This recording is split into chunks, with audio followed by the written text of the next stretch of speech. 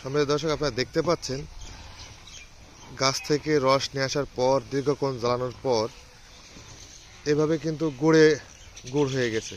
আর এই গুড়টা বিভিন্ন রকম ধাপে ধাপে হয়। প্রথমে রস জ্বালানো হয়, সেই রসের থেকে মলা ওঠে, মলা পরিষ্কার করার পর তাঁত রস হয়, তাঁত রসের পর দীর্ঘক্ষণ পর কিন্তু সরিষা দানার মতন কিন্তু গেঁজা ওঠে। তারপরে কিন্তু এভাবে যে গাবলা ফোট দেওয়ার পরে কিন্তু গুড় হয়ে যাচ্ছে।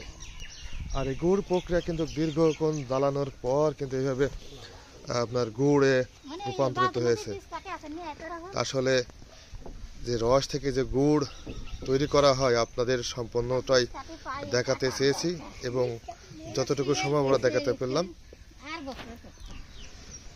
তবে এই যে গুড়, এই গুড় নির্ভেজাল গুড়, একদম গাছের সেই খেজুর গাছ থেকে গাছ কাটার পর যে রস হয় সেই রস থেকে। এখানে কোনো চিনি বা অন্য কোনো ধরনের কোনো কিছুই ভেজাল দেওয়া না, একদম অথেন্টিক খাঁটি নলেন গুড়। কারণ এই গাছ নলেন গুড়টা এই জন্যই বলছি, এই গাছটি আজকেই প্রথম কাটা এবং আজকেই প্রথম এই রসটা গাছই তার নিজে সংগ্রহ করে নিয়ে আসছে। তো কিছুক্ষণ পরেই শুরু হবে সেই বীজ ওঠানো। আর এই বীজ ওঠানো পর্যন্ত আপনাদের আমরা দেখাবো আসলে কিভাবে বীজ তোলা হয় এবং কিভাবে এই গুড়টা সুন্দর করে বীজ তুলে দানাদার হয়ে যাবে।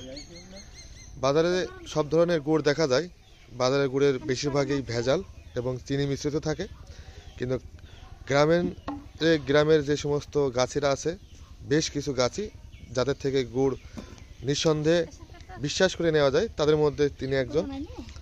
তো এভাবেই তারা কিন্তু কোনো ধরনের চিনি বা অন্য কোনো ধরনের কিছুই মিক্সড বা ভেজাল দেওয়া হয় না।